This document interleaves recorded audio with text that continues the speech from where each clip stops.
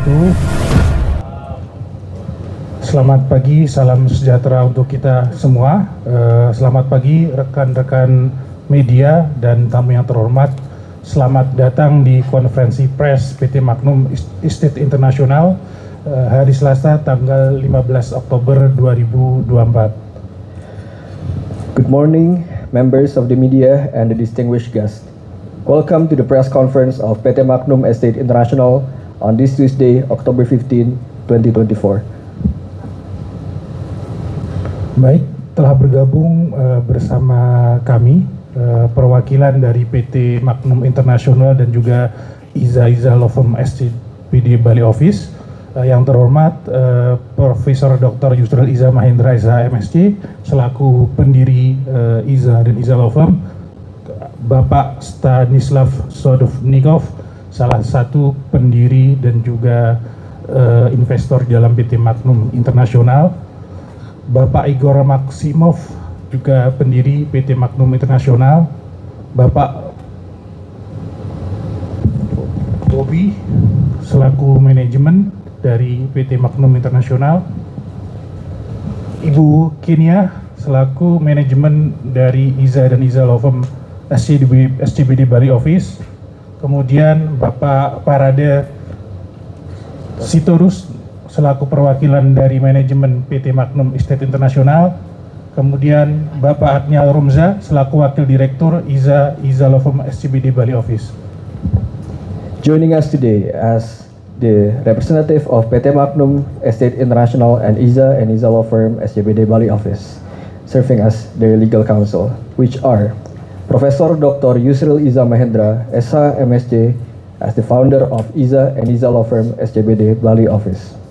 Mr. Stanislav Sadovnikov, as the founder and owner of the PT Magnum Estate International.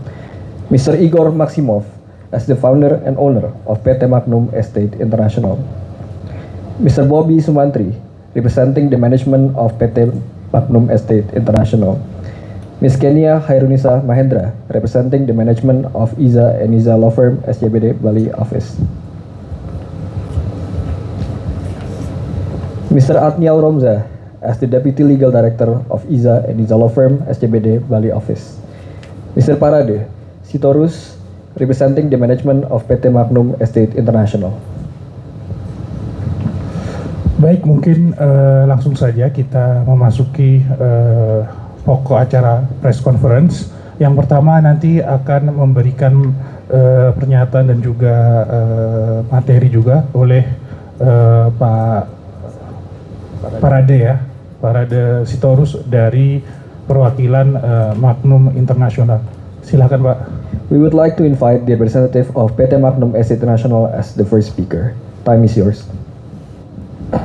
Terima kasih Bapak-Bapak moderator, rekan-rekan wartawan, Prof. Yusril, Pak Igor, Pak Stan, Pak Adnial, dan Bu Kenia. Saya akan menyampaikan secara umum mengenai Magnum Group. PT Magnum Estate International, suatu perseroan terbatas dalam kerangka penanaman modal asing yang didirikan oleh Bapak Stanislav Sadovnikov dan Bapak Igor Maksimov. Keduanya, kalau dari namanya Bapak-Bapak dan Ibu mungkin sudah mengerti, memahami, mereka dari Rusia, warga negara Rusia, Federasi Rusia tepatnya. PT Magnum Estate International didirikan pada tahun 2021. Kalau sesuai aktanya, tepatnya tanggal 26 Juli 2021 dan sudah disahkan oleh Menteri Hukum dan HAM berdasarkan keputusan tanggal 26 Juli 2021. Jadi tanggal akta dan tanggal pengesahan sama. Mulai tanggal 26 Juli 2021, PT Magnum Estate International telah sah sebagai perseroan terbatas menurut hukum Indonesia.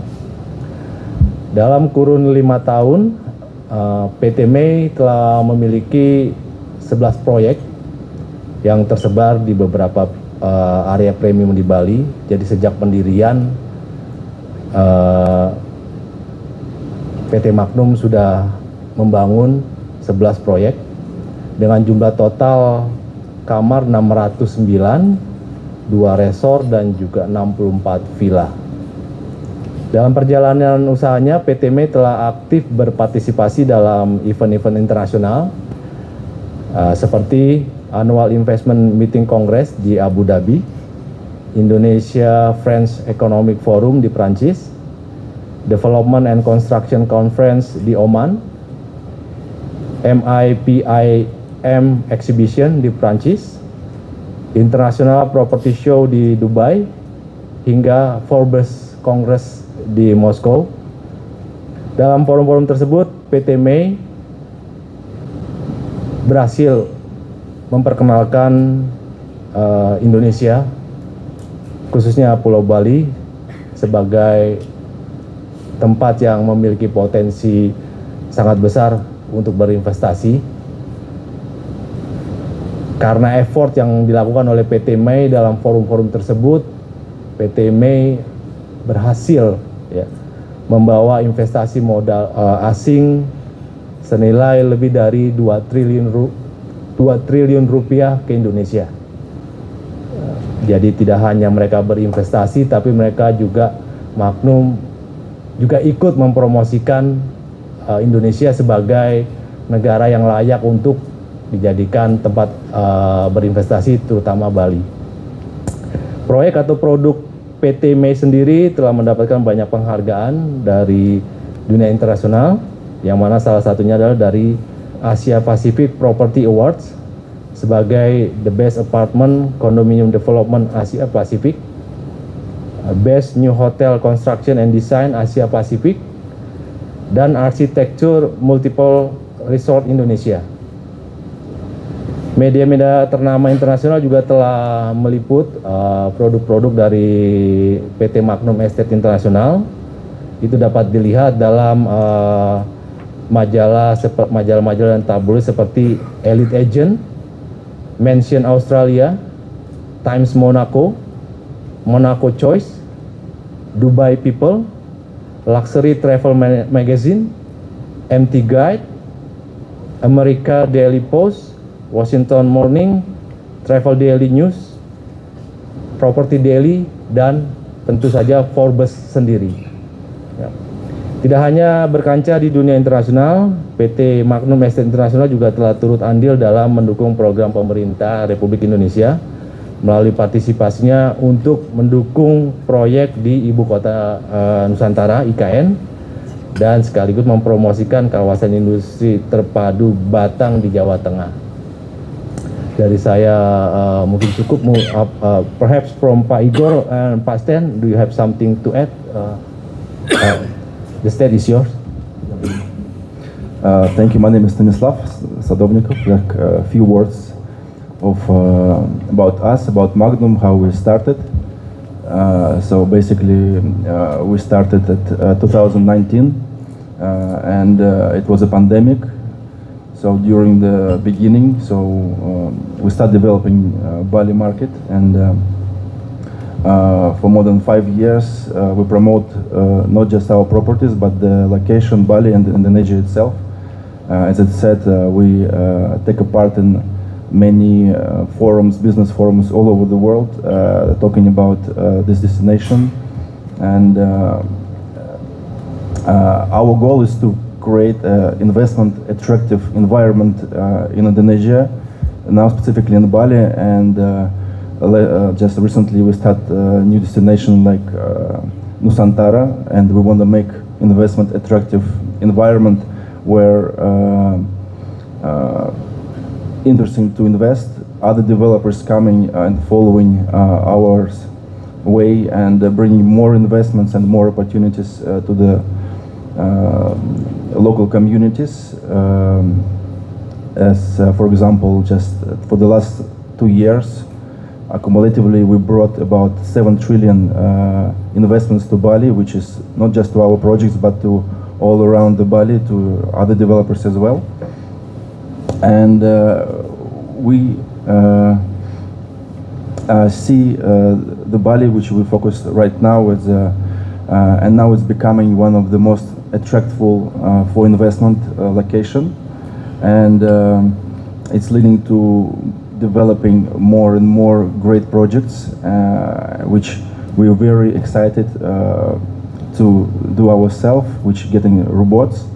As said already, like just 8 robots was got lately for the high quality and very interesting projects, and all of this bring the benefits to the island and to the new jobs, to the tax payment to the government.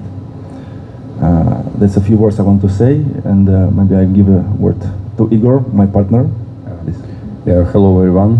My name is Igor Maximov. I also want to say a few words about what we're doing is in this country. We start work in Bali, like Stan already said, almost 5 years ago. And before, our target it was work in Bali. And our dreams and our goals, it's will be Bali's best place in the world, and we want to show by our example that local traditional should be support and respect. If build some project in this area, it will be like to benefit for this area. I believe Indonesia and in Bali, it's not just only island. This is really best place in the world, and we must support this area. And also right now we support Nusantara, its new capital, and we want to bring investment and new opportunity for this area. And we already doing project in this area, and we hope,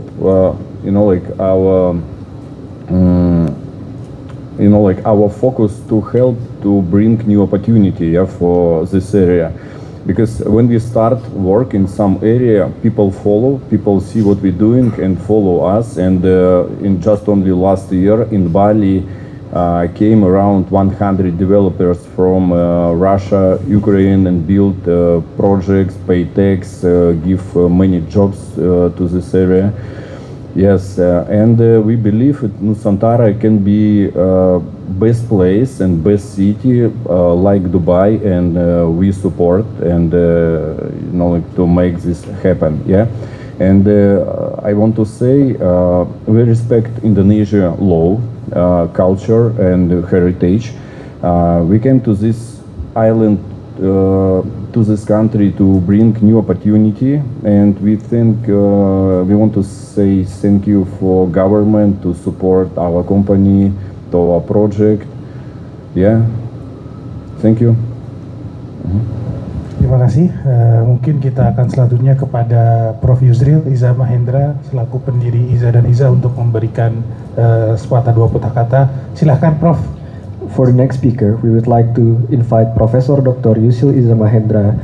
Baik, terima kasih. Saya ingin menambahkan beberapa hal dari apa yang tadi sudah disampaikan oleh pimpinan Magnum Estate International dan rekan lawyer terkait dengan upaya yang dilakukan oleh PT Magnum Estate International untuk berpartisipasi dalam pembangunan nasional kita, khususnya di bidang pembangunan di bidang real estate. Bagaimana tadi telah dijelaskan pada kesempatan pertama baik oleh direksi PT Magnum Estate International maupun oleh lawyer kami di Iza Law Firm, bahwa perusahaan Magnum Estate ini telah menunjukkan satu minat yang tinggi untuk berpartisipasi dalam pembangunan nasional di negara kita, khususnya dalam pembangunan di bidang real estate. Dan PT Magnum Estate International ini bergerak di bidang estate yang sama-sama kita maklumi bertujuan untuk memberikan pilihan tempat hunian yang modern dan terbaik di negara kita, yang tentunya kita manfaatkan untuk kepentingan, bukan saja untuk kepentingan pembangunan perumahan pada umumnya, tapi juga untuk menunjang kegiatan pariwisata di negara kita, khususnya di Bali, dan melakukan kegiatan-kegiatan pembangunan properti yang terkait dengan pariwisata di Pulau Bali ini. pada tahun 2024 PT Magnum Estate International sebagai perusahaan penanaman modal asing melalui usaha yang dimilikinya telah dipercaya oleh pemerintah kita untuk menjadi bagian dari perusahaan yang terlibat dalam membangun ibu kota Nusantara di Kalimantan. Ini membuktikan bahwa PT Magnum Estate International sebagai benchmark dan contoh sebagai perusahaan asing yang berkontribusi bagi kemajuan bangsa Indonesia. Seperti kita maklum, tanggal 25 September 2024 yang lalu, Presiden kita, Pak Joko Widodo, telah melakukan groundbreaking tahap 8 pembangunan mixed use Magnum Resort Nusantara di IKN. Jadi sudah mulai melakukan kegiatan yang nyata, membangun beberapa resorts yang ada di IKN. Dengan semakin berkembangnya usaha dan besarnya investasi yang dilakukan di negara kita, PT Magnum Estate International mempercayakan firma hukum Iza Law Firm SCBD Bali Office untuk memberikan pelayanan hukum guna mendapatkan kepastian serta keamanan berinvestasi di Indonesia. Iza Law Firm SCBD Bali Office akan senantiasa berkomitmen untuk memberikan layanan hukum terbaik untuk memastikan kepastian hukum bagi setiap investor asing di Indonesia dan siapa saja yang melakukan investasi di negara kita ini, sehingga setiap investor asing dapat merasakan rasa aman dan nyaman dalam melakukan kegiatan dan pengembangan bisnis di Indonesia. Bagaimana kita maklum bahwa begitu besar minat dari kalangan bisnis internasional untuk melakukan investasi di negara kita ini, dan khususnya di Bali yang terkait dengan pengembangan pariwisata di pulau itu, baik dari Timur Tengah, dari Amerika, maupun kali ini adalah perusahaan dari Rusia yang berminat untuk melakukan investasi real estate dan properti yang ada di Pulau Bali. Tapi kita memahami juga kadang-kadang kesulitan yang mereka hadapi dalam melakukan investasi itu karena masih kurangnya kepastian hukum di negeri kita ini. Dan ini saya kira menjadi concern kita bersama, baik kami sebagai lawyers, Iza Law Firm memang dari dulu terlibat dalam proses ini untuk bagaimana kita itu orang investasi itu ada kepastian hukum, ya, ada keamanan dalam melakukan investasi, dan minat untuk melakukan investasi di negara kita dan khususnya Pulau Bali memang sangat besar. Tapi kita memang menyadari juga kekurangan kita, yaitu kadang-kadang banyak sekali dispute, banyak sekali konflik terkait dengan masalah pertanahan yang kadang-kadang aspek kepastian hukumnya itu masih menjadi tanda tanya bagi orang asing. Seperti kita ketahui bahwa ada sedikit kerumitan mengenai masalah hukum pertanahan ini karena tidak hanya menyangkut aspek-aspek hukum agraria, hukum pertanahan, tapi juga menyangkut hukum kewarisan, hukum adat dan sebagainya yang kadang-kadang bertumpang tindih satu sama lain, sehingga cenderung dianggap oleh para investor ini kurang begitu menjamin adanya sebuah kepastian hukum. Dan di samping itu juga memang berbagai aspek di bidang hukum perjanjian, ya, karena memang aspek perjanjian itu tidak semata-mata legal, tapi perjanjian itu juga harus dilandasi oleh itikat baik, oleh kausa yang halal, niat baik para pihak, yang kadang-kadang justru perjanjian itu dibuat sebegitu rupa, dicari celah-celah kelemahannya untuk satu saat itu bisa dimentahkan atau dipermainkan dengan mencari celah-celah kelemahan dari perjanjian itu. Padahal perjanjian itu harus dilakukan dengan itikat baik oleh para pihak. Sebagai contoh misalnya, ada undang-undang tentang mata uang. Dalam undang-undang mata uang kita itu disebutkan dengan jelas sekali, transaksi keuangan yang dilakukan oleh antar sesama warga negara Indonesia atau badan hukum Indonesia itu harus yang mencantumkan mata uang selain daripada mata uang rupiah adalah dilarang.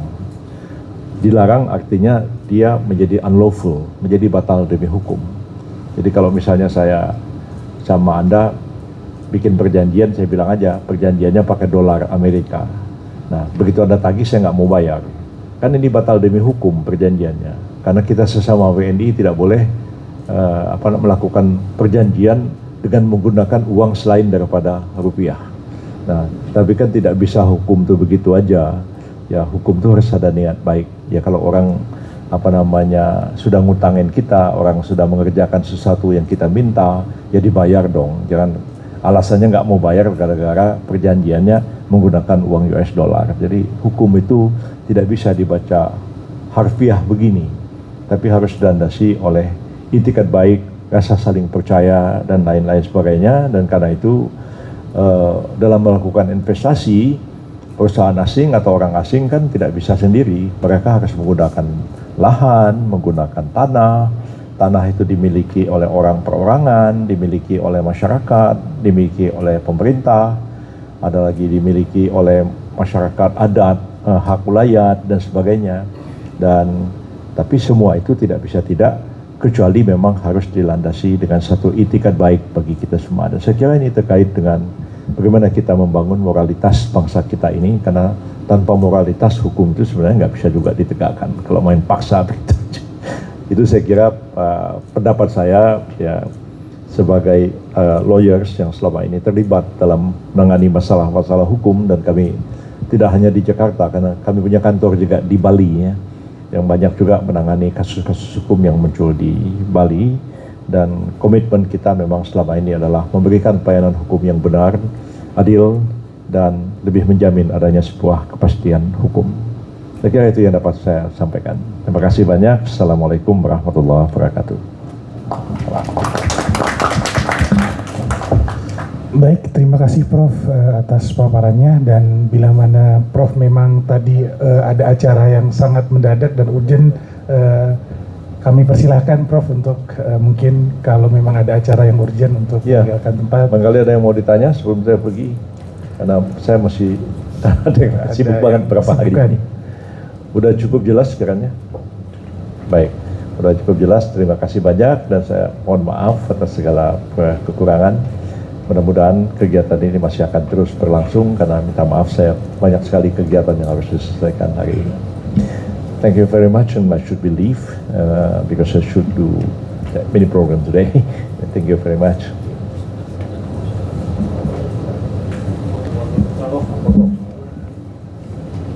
Foto ke media. Ya, silakan rekan-rekan wartawan kalau misalkan akan mengambil foto. Ya.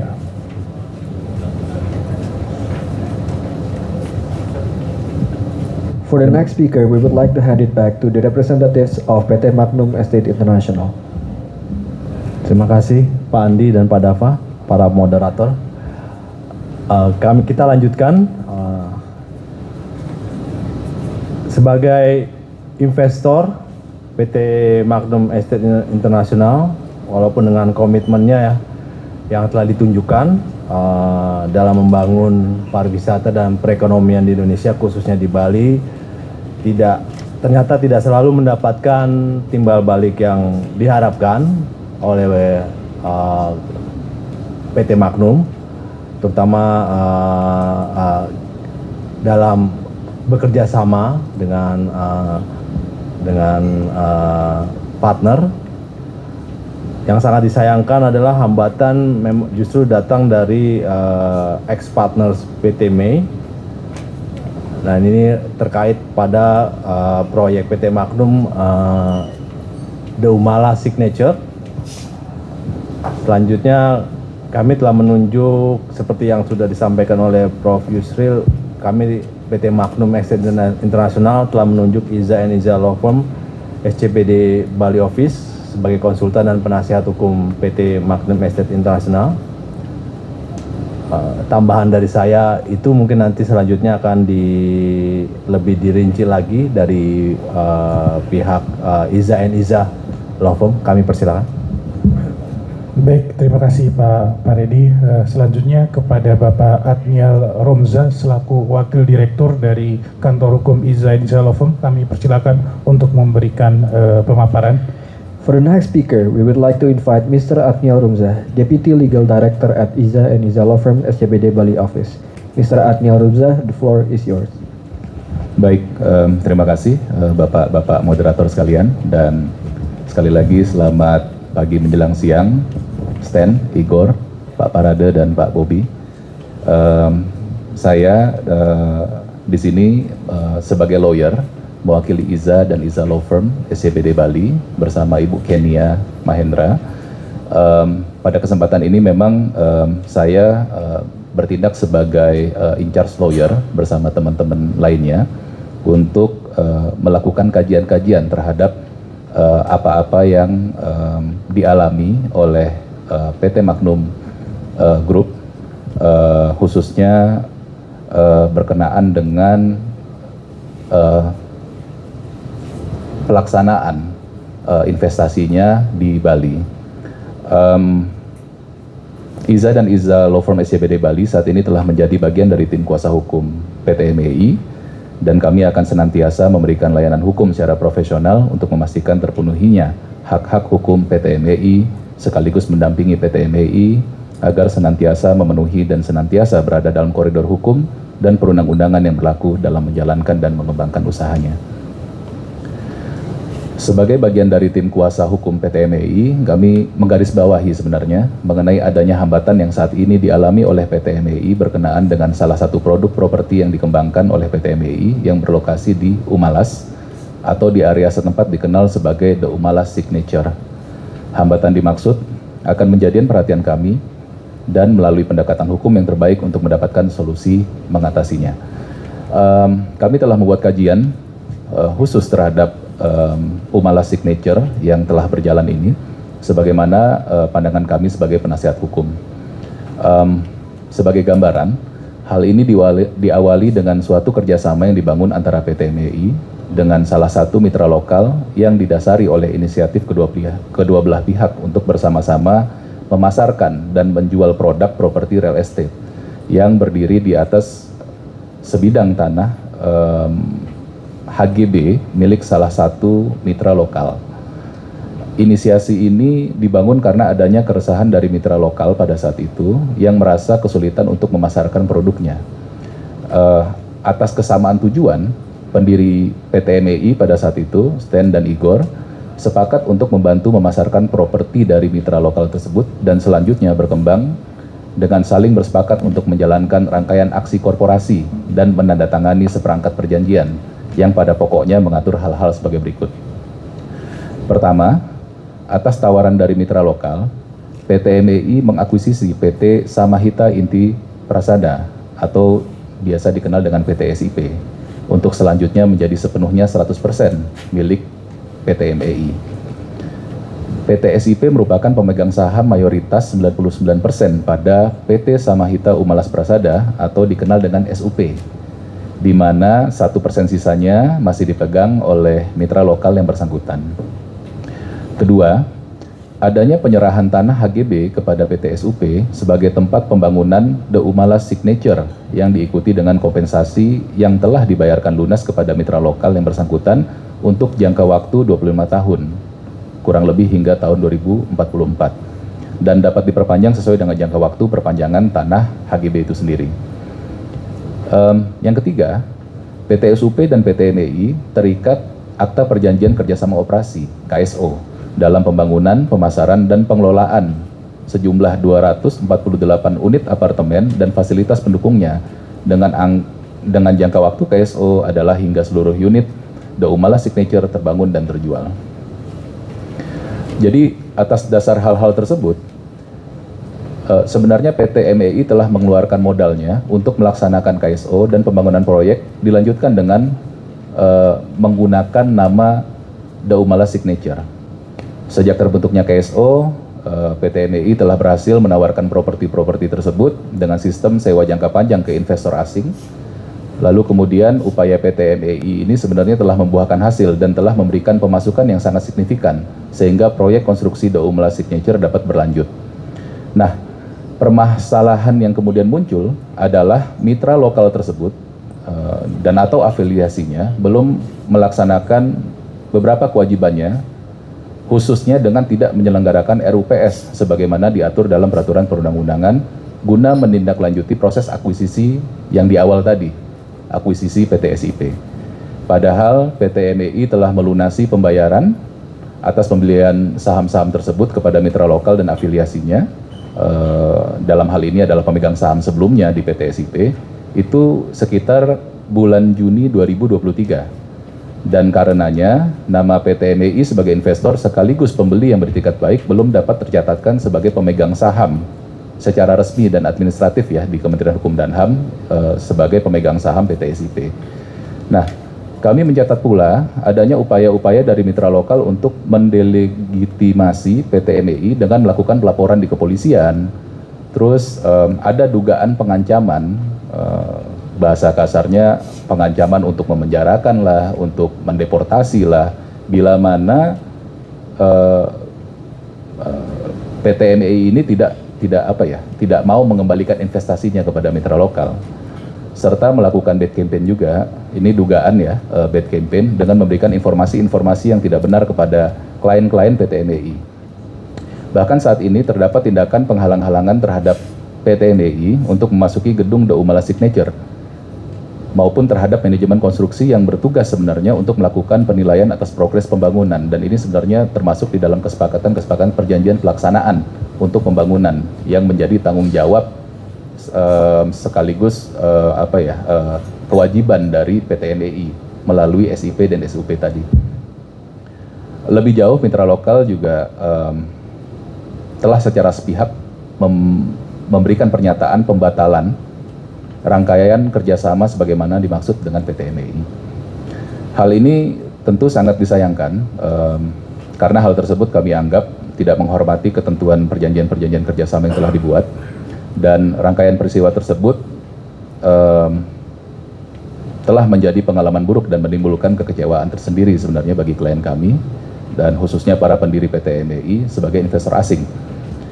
Namun demikian, upaya untuk menyelesaikan persoalan-persoalan tersebut, PT MAI sebenarnya tetap optimis dan percaya akan prosedur hukum yang berlaku di Indonesia.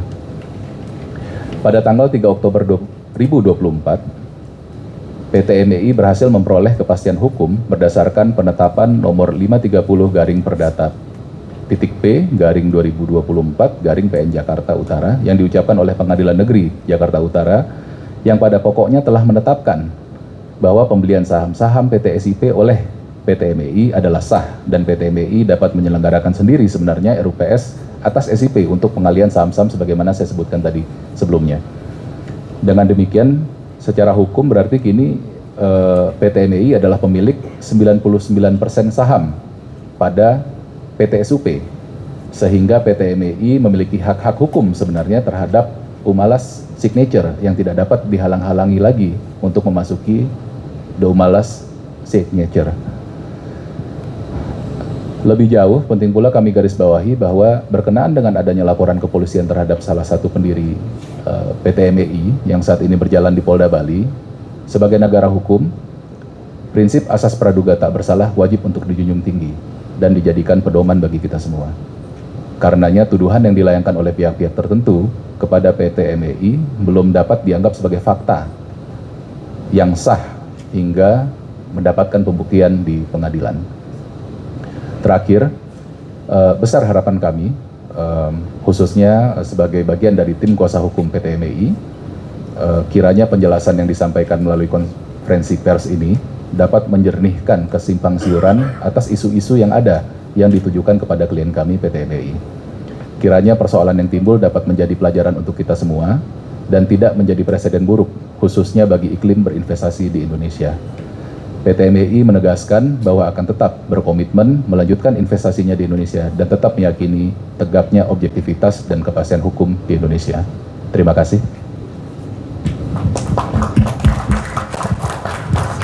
Baik, terima kasih Pak Adniel Romza atas pemaparannya. Kemudian acara dilanjutkan pertanyaan jawab ya. Mungkin bagi rekan-rekan media yang ingin mengajukan pertanyaan, kami persilahkan, mohon dapat mengangkat tangan dan menyebutkan nama serta asal media. Silakan. For the next agenda, we invite media to ask questions. For media members, please raise your hand and state your name and media affiliations once you are called upon. Mohon maaf, sebelum melanjutkan saya ingin mengklarifikasi sedikit. Jadi tadi saya menyebutkan bahwa kerjasama dengan mitra bisnis ini terkait dengan sebidang tanah, yang faktanya itu sebenarnya terbagi dari 4 bidang SHGB dalam satu hamparan bidang tanah. 4 bidang SHGB. Baik, mungkin silakan dilanjutkan. Terima kasih. Saya Samsudin dari Suara Karya. Tadi dikatakan dari putusan pengadilan sudah menyatakan bahwa sebenarnya PT MEI ini bisa menggelar RUPS sendiri dari putusan pengadilan ini. Nah, apa langkah selanjutnya? Apakah benar akan menggelar RUPS sendiri? Terus apabila nanti di sana menganggap mereka masih manajemen yang sah, apa langkah selanjutnya? Itu aja sih sebenarnya.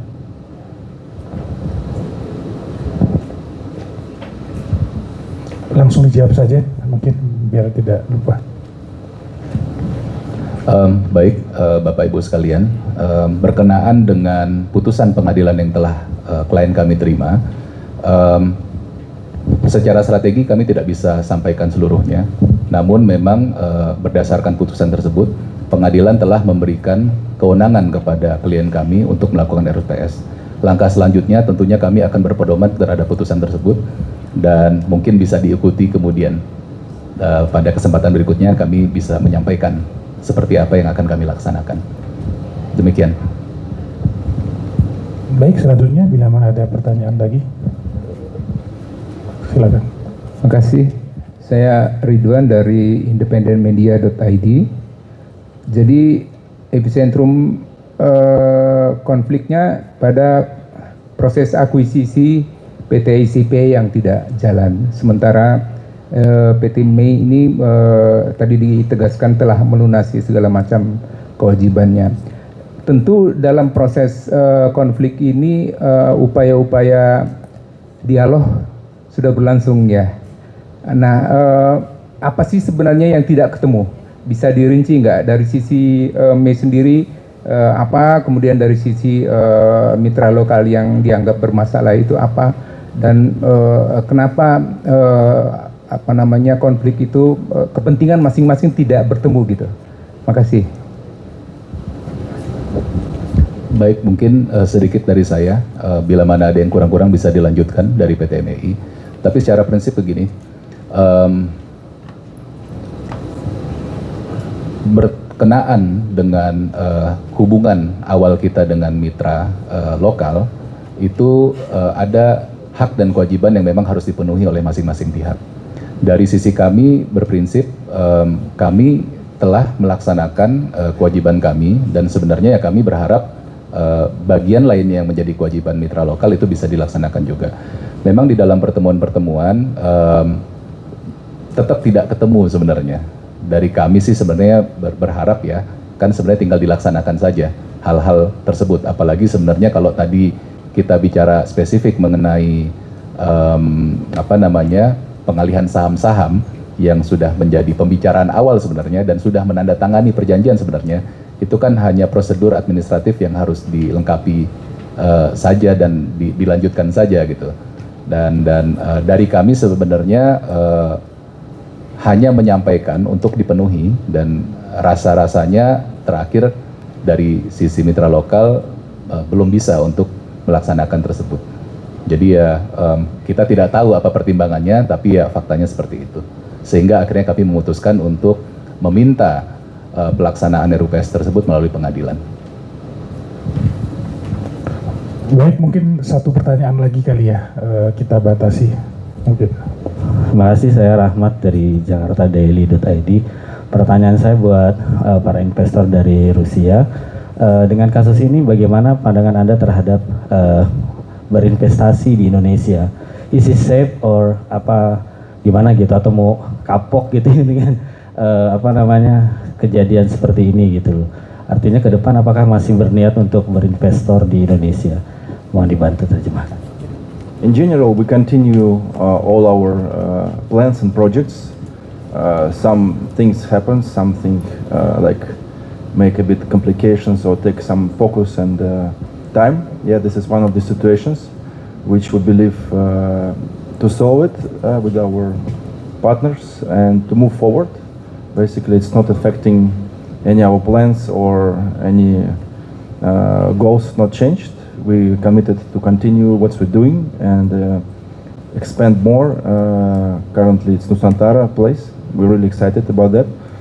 So yes, things happens. Yeah, that's one of the things, challenges. It's fine, it's life. Just to move forward, solve issues and keep going. Thank you. Baik, satu lagi terakhir ya. Terakhir ya. Baik, silakan terakhir.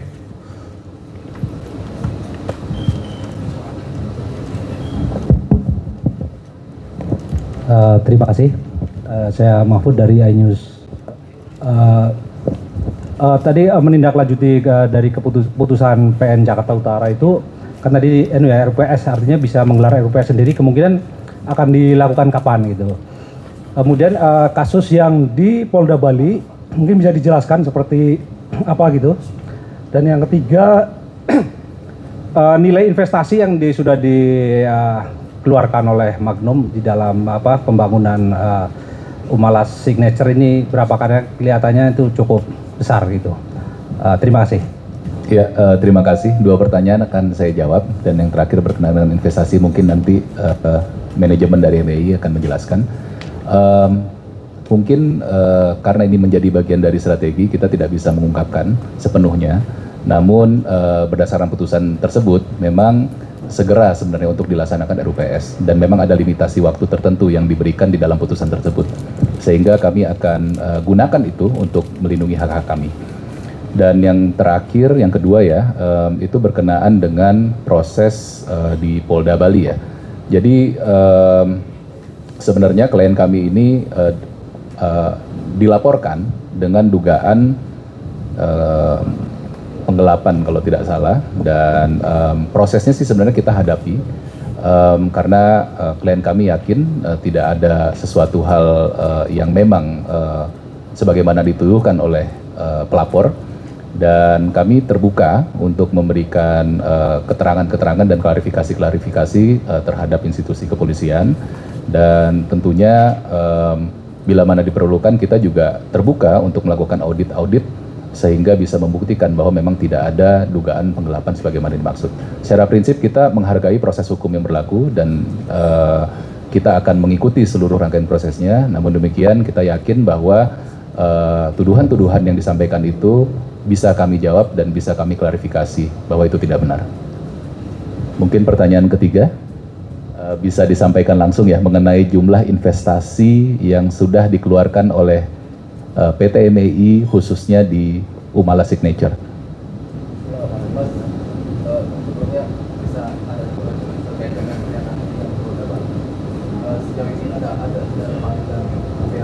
Sudah ada panggilan dari pihak Polda Bali nggak terkait dengan kasus itu? Mungkin saya melanjutkan, tadi ada pertanyaan sedikit ya, sempilan mengenai pemanggilan klien kami di Polda Bali. Secara prinsip sudah beberapa kali dari salah satu pendirinya untuk hadir sebagai saksi, dan beberapa bisa dibilang sih staff atau orang keuangannya lah ya, ada akuntan dan lain sebagainya di internal kami yang juga sudah dipanggil menjadi saksi. Mungkin sudah lebih dari 3 kali. Ya, mungkin itu dari kami, dan pertanyaan berikutnya tadi dari Bapak yang di belakang mungkin akan dijawab oleh Stan. Yep. For the investment in Umalas Signature, currently already attracted investments to finish the projects, and it's almost done actually. The apartments already finished, and some left about some infrastructure. Just from the Magnum side was brought about 100 billion, yeah, and the rest is coming from the investments. From the investors, yeah. Basically, it's already done. Yeah, the project's ready to operate. Yeah, with some a bit time for finishing the common facilities. There are a few left, but in general, it's done. Yeah. Thank you. Bapak Stan menyampaikan bahwa saat ini proyek Umalas sudah menarik investor dalam jumlah yang besar dan saat ini sedang progres penyelesaian fasilitas umum. Baik, mungkin tadi pertanyaan terakhir, oleh karena itu mungkin hari ini demikian konferensi pers dari PT Magnum International. Terima kasih kepada rekan-rekan media yang sudah hadir. Agenda berikutnya mungkin setelah closing silahkan bisa ramah tamah.